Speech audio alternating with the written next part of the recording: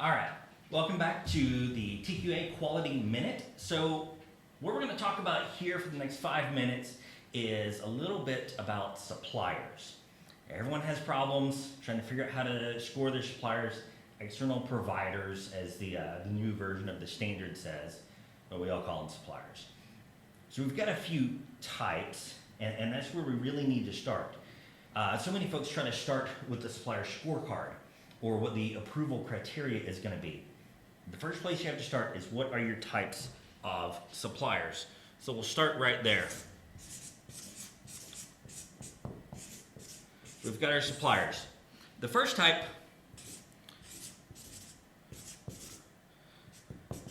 we've got our commodity. Forgive me if I can't spell correctly. And then, maybe we'll call it general supplies. That's our first type. We're not really too concerned here. Probably the biggest concern here is finances. We don't want to start leaning on someone for regular supplies if maybe the business is a little risky, but it's really all we care about here. We don't want to go to too much effort on our general. The next type supplier that we have is going to be for direct material or direct labor. We care a lot more about these folks than where we get our office supplies at. So anyone that you're getting direct materials from or direct labor from, what you want to be certain is that you can qualify the material, you can qualify the labor to ensure that it meets the requirements of your client, your internal requirements, or other stakeholders in the business, also oftentimes known as interested parties, which we'll talk about in another episode sometime. The last one that we have here is what we like to term quality critical. Quality critical could be in the direct material category. It doesn't have to be.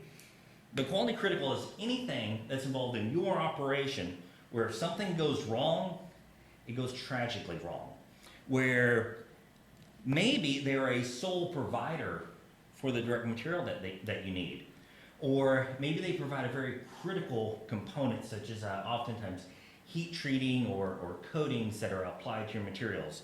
If something goes wrong here, we've got a lot at risk. The commodity and general suppliers, these are the folks that you're just going to send a little quick checklist to, maybe only a few items, and we're just going to approve them and push them through the system pretty quickly. So you'll have one method for these folks. Your direct materials, direct labor, we're going to go into a little bit more detail.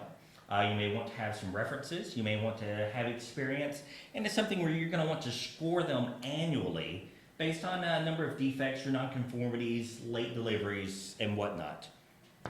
Our quality critical, these are the folks that you're going to want to make sure that you go out on at least an annual basis to conduct an audit, to conduct an assessment, and really ensure that they are providing you the services that were promised in the manners that were promised, so that you can ensure that you are providing the best possible products and services for your company.